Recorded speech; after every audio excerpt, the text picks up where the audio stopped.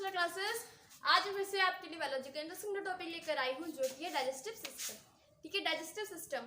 ठीक है, first of all आप ये समझ लीजिए, प्लीज ड्राइंग पर बिल्कुल भी मत जाना। आज की ड्राइंग बहुत ज़्यादा बकवास बनी हुई है।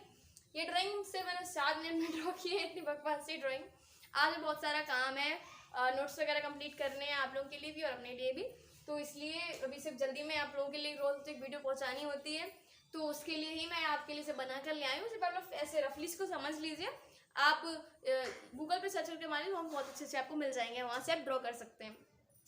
इसे हमने सिर्फ समझने के लिए बनाया है, ठीक है, समझ में आ जाए ये चीज़ें होती हैं। ओके, हम लोग स्टार्ट करते हैं कि हमारा जो डाइजेस्टिव सिस्टम यानी कि पाचन तंत्र क्या होता है। अब पाचन तंत्र से हमें समझ में आ रहा है ये पाचन क्या है। सबसे पहले क्या वर्ड आ रहा है? पाचन। पाचन क्या होता है? यानी कि डाइजेशन। पाचन को हम लोग इंग्लिश में क्या बोलते हैं? डाइजेशन। तो हम सबसे पहले क्या समझेंगे, ये पाचन क्या चीज है भाई। ठीक है, क्या पाचन क्या चीज है भैया? तो पाचन क्या है? जटिल भोज्य पदार्थों को सरल भोज्य पदार्थों में परिवर्तित करने पे कन्वर्ट करने क्या कहलाता है? पाचन कहलाता है। अब जटिल भोज्य पदार्थ कोई भी एग्जांपल ले सकते हैं हम लोग, उसको हीट के क्या काम है? हीट जैसे हमने आलू उबलने के लिए रखते हैं, आलू कैसे टाइट आलू है ना, हमने रखे उनका जो मतलब जिस हिसाब से क्या हो, तो हम लोगों ने क्या एग्जाम्पल लिया है? आलू का। ठीक है, आलू एक जब वो कच्चा है तो वो कैसा पदार्थ रहेगा? वो जटिल पदार्थ रहेगा। फिर हमने उसको गैस में उबाला, जब वो उबल चुका है तो वो कैसा हो चुका? वो एक सरल पदार्थ हो चुका है, यानी कि बहुत ही पहले से उसकी अवस्था में बहुत परिवर्तन आया है। ठीक है, तो मतलब पहले जटिल था, अब वो सरल हो चुका है। तो ये क्या है? ये परिवर्तन है। अब हम लोग ये एग्जाम्पल था, हम लोग एग्जाम्पल को अपनी लैंग्वेज में लेकर आते हैं। इसमें क्या हुआ? जटिल पदार्थों का भोज्य पदार्थ मतलब जटिल पदार्थों को सरल पदार्थों में कन्वर्ट करना क्या कहलाता है? पाचन। सिंपल सी लैंग्वेज है, बहुत अच्छी रही है। आप लोग ये लिख भी देंगे तो भी कोई प्रॉब्लम नहीं होगी। वैसे एग्जाम्पल समझ लेंगे तो हम लोग इससे बना के बहुत सारा बड़ा लिख सकते हैं। ठीक है, तो पाचन हो चुका है हमारा। अब हम लोग समझेंगे पाचन तंत्र में और क्या क्या चीजें हैं, उनके बारे में सुनते हैं। तो पाचन तंत्र का निर्माण आहार नाल और सहायक ग्रंथियों से मिलकर होता है। ठीक है, किस से मिलकर होता है? आहार नाल, ठीक है, आहार नाल है और सहायक ग्रंथियां।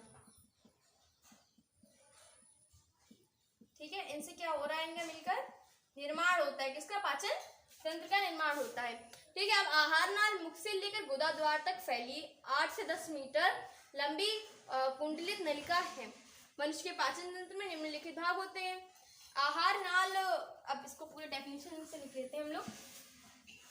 तो जब स्टार्ट हम लोग करेंगे तो सबसे पहले क्या आएगा हमारे, जब हम लोग इसको स्टार्ट करें सबसे पहले क्या आएगा हमारे पास? आहार नाल। ठीक है, सबसे पहले हम लोगों को आहार नाल को समझना है। आहार नाल क्या है? ठीक है, आहार नाल क्या चीज है? तो आहार नाल में क्या बताया जा रहा है हमें कि यह 8 से 10 मीटर, ये 8 से 10 मीटर लंबी संरचना है। आप सोचेंगे इतना बड़ा तो हमारा शरीर नहीं है, तो ये कहाँ से आ गई? ये कुंडलित रचना होती है। ऐसी मतलब कुंडलित हो, मतलब ये क्या बोलते हैं? कुंडलित, जैसे एक गुच्छे नुमा संरचना है। ठीक है, तो ये कितनी भी वो 8 से 10 मिनट वो इकट्ठी होती जा रही, तो वो हमारे जो शरीर है, छोटे शरीर में बन जाती है। ठीक है, 8 से 10 मीटर लंबी क्या होती है? आहार नाल होती है हमारी। फिर क्या है? कुंडलित नलिका, जैसे कि मैंने आपको बता ही दिया है। मनुष्य के पाचन में निम्नलिखित भाग होते हैं। अब आगे का हम लोग समझते हैं और कौन से भाग होते हैं। आहार नाल समझ लिया हमने। अब बात आती है मुख एवं मुखगुहा की, जैसे कि ये हमने लिख लिया है। इसका क्या काम है? ये पाचन तंत्र का सबसे पहला भाग होता है, जैसा कि हमें दिखता है। क्या है ये? पाचन तंत्र जो है हमारा सबसे पहला भाग क्या है? मुख गुहा। ठीक है, पाचन तंत्र सबसे पहला भाग होता है। जब भोजन को ग्रहण किया जाता है तो मुख गुहा में जो लाल ग्रंथियां पाई जाती हैं, जैसे कि ये दिख रही हैं, ये लाल ग्रंथियां पाई जाती हैं। हम भोजन ग्रहण करते हैं तो ये लाल ग्रंथियां होती है। आगे हम लोग समझते हैं क्या होता है इनसे। वह टाइनिम एंजाइम का स्राव करते हैं, यानी कि जो होती है टाइनिम एंजाइम होता है, जिसके कारण जो हमारा जो भोजन है वो तो क्या मतलब उस भोजन को सूखे से थोड़ा मतलब वैसा बना देती, गीला। अब हम लोग इसको समझते क्या आ रहा है? इन्हें एंजाइम को स्राव करते हैं, जिससे भोजन स्वाद युक्त हो जाता है। यानी कि जब हम लोग खा रहे हैं, कभी सूखी रोटी भी खा के देखना, बट वो भी कभी बार मीठी लगती है ना। नॉर्मल आप रोटी खाएंगे तो वो मीठी होती है, बट बहुत हल्का शुगर होता है, बट होता है। तो वो जो स्वाद आता है वो कहाँ से आता है? लाल ग्रंथि से स्वाद आता है हमारे अंदर। ठीक है, फिर क्या है? स्वाद युक्त हो जाता है, जिसमें लाइसो एंजाइम भी पाया जाता है। ये चीज याद रखना कि जो लाल ग्रंथियां होती है उसमें कौन सा एंजाइम पाया जाता है? लाइसो एंजाइम पाया जाता है। ऐसे याद कर लेना, क्या है? लाइसो एंजाइम पाया जाता है। किसमें पाया जाता है? लाल ग्रंथियों में पाया जाता है। ठीक है, फिर क्या है पाया जाता है? जो भोजन के साथ आए हुए हानिकारक एंजाइमों को नष्ट कर देता है। इसका काम क्या, जो मैं बताया लाइसोज एंजाइम का, लाइसो एंजाइम का इसका कार्य क्या है? जो भोजन के साथ कुछ हानिकारक पदार्थ मतलब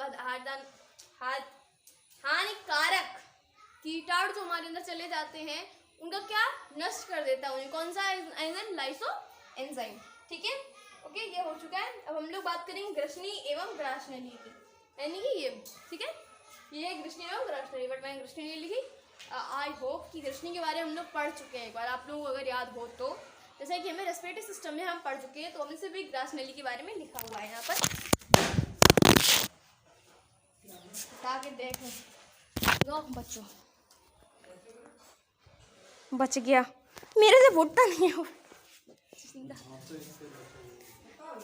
अरे वो माइक में फंस गया वो हाथ, क्या वो नच रहे हैं हाथ, नहीं कम चलाओ करो।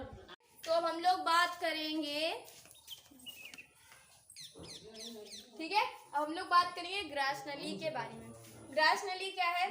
ग्रसनी एक 12 सेंटीमीटर रचना होती है, 11 सेंटीमीटर मतलब 12 सेंटीमीटर की एक रचना होती है। ठीक है, ग्रसनी द्वारा वायु भोजन दोनों अंदर प्रवेश करते हैं। किसके द्वारा? ग्रसनी के द्वारा। ठीक है, फिर इसके कोई इंपॉर्टेंट हम सब पढ़ चुके हैं, फिर भी हम लोग सिर्फ रिवाइज करेंगे। दोनों अंदर प्रवेश करते हैं। ग्रसनी आगे आकर दो नलियों में खुल जाती है, श्वास नली एवं ग्रास नली। ये ऐसा नहीं कि मैंने पढ़ाया नहीं, पूरा पढ़ा चुके हैं हम ये। ठीक है, ये टॉपिक हो चुका है पूरा हमारा, श्वास नली एवं ग्रास नली। जब भोजन ग्रास नली में पहुंचता है, अब यहाँ से बात स्टार्ट होती है। क्या? जब भोजन ग्रास नली में पहुंचता है तो इसमें ग्रंथियां पाई जाती हैं, यानी कि जो ग्रास नली है इसके अंदर भी क्या पाई जाती हैं? ग्रंथियां पाई जाती हैं। ठीक है, जो ग्रंथियां पाई जाती हैं उनका क्या काम है? ग्रंथियां पाई जाती, जिन्हें श्लेष्म ग्रंथियां कहते हैं। ये वर्ड भी याद रखना कि ग्रास नली के अंदर कौन सी ग्रंथियां पाई जाती हैं? श्लेष्म ग्रंथियां। ठीक है, इससे हमारा एक क्वेश्चन बन सकता है, क्या? श्लेष्म ग्रंथियां पाई जाती हैं। ठीक है, फिर हम लोग बात ग्रंथियां कहते हैं, मतलब श्लेष्म ग्रंथियां कहते हैं, यह भोजन तरल बना देती हैं, जिससे भोजन आमाशय में पहुंच जाता है। जो हमारे अंदर भोजन गया उसको ये लोग उसमें मतलब इनके अंदर जो ये श्लेष्म ग्रंथियां पाई जाती है, इस भोजन को कैसा तरल बना देती है, जिससे कि आमाशय में पहुंचने में उससे कोई तकलीफ ना हो, यानी वो तो आसानी से पहुंच जाए, तरल हो। जब कोई चीज तरल है तो वो आसानी से पहुंच जाएगी। ठीक है, तो तरल बना देती है कौन? श्लेष्म ग्रंथियां। ठीक है, ये हो चुका हमारा। हम लोग आगे बात करते हैं, आगे क्या चीज है इसमें। आगे हम लोग बात करेंगे आमाशय। ग्रास नली हो चुकी है, हम लोग बात कर रहे हैं किसके बारे में? आमाशय। ठीक है, आमाशय या उदर भाग का थोड़ा बाईं ओर स्थित रचना होती है। इसके 3 भाग होते हैं। ठीक है, इससे मैंने आपको पहले बता चुकी है भागों के बारे में, शरीर को कितने भागों में बांटा गया है। तो ये उदर भाग में थोड़ा बाईं ओर, यानी कि जो हमारा बीच का जो मध्य का जो मतलब बीच का ये जो पार्ट है ना, ये चीज हमारी ये क्या है? ये हमारा उदर भाग होता है। इसी में थोड़ा सा बाईं ओर, यानी कि ये हमारा है, ये हमारा लेफ्ट है, हमारे इस साइड इधर बाईं ओर को क्या पाया जाता है? थोड़ा बाईं ओर स्थित रचना होती है। थोड़ा बाईं ओर से हमें याद आया हो कि हार्ट भी थोड़ा बाईं ओर ही स्थित होता है। ठीक है, तो वैसे ही आमाशय जो है हमारा वो भी उदर भाग के थोड़ा बाईं ओर स्थित होता है। इसके 3 भाग होते हैं। इसके आमाशय के 3 भाग कौन कौन से हैं? कार्डियक, सबसे पहला भाग है इसका कार्डियक। और कार्डियक क्या काम है? यह आमाशय का सबसे प्रारंभिक भाग होता है। ग्रास नली इसी भाग से खुलती है, यानी कि जो इसका प्रारंभिक भाग हम लोग मान सकते हैं, मान रहे हैं यहाँ पर। ठीक है, थोड़ा मैथ में पहुंच चुके हैं हम लोग, यानी कि इतना जो भाग मान सकते हैं हम लोग, ये क्या है? इसका क्या है? कार्डियक भाग कहलाएगा। यानी कि यही से तो प्रवेश कर रही नहीं है हमारी, क्या? ग्रास नली यही से प्रवेश कर रही है। ये सिर्फ मानने वाली बातें हैं, रियल में और भी कहीं होता होगा। ठीक है, ये सिर्फ मानने वाली बातें हैं। ओके, भाग में खुलती है। अब दूसरा भाग क्या है हमारा? फंडिक। अब से इससे क्वेश्चन बनेगा ये कि आमाशय का सबसे ऊपरी भाग क्या होता है? ऊपरी भाग को हम लोग कार्डियक बोलते हैं। क्या? आमाशय के सबसे ऊपरी भाग को हम लोग क्या बोलेंगे? कार्डियक बोलते हैं। ठीक है, सेकेंड हमारा क्या आएगा इसमें? हमारा सेकेंड आ जाता है फंडिक। फंडिक क्या है? यह कार्डियक और पाइलोरिक के मध्य से संरचना होती है, यानी कि जो कार्डियक, ठीक है, कार्डियक यानी कि जो प्रारंभिक भाग है, और पाइलोरिक जो होता है वो इसका थर्ड पार्ट होता है, यानी कि जो सबसे लास्ट में जो नीचे की तरफ होता है वो कौन सा भाग होता है? कार्डियक। तो क्या पाइलोरिक लिख भी लेते हैं हम लोग, फिर समझेंगे।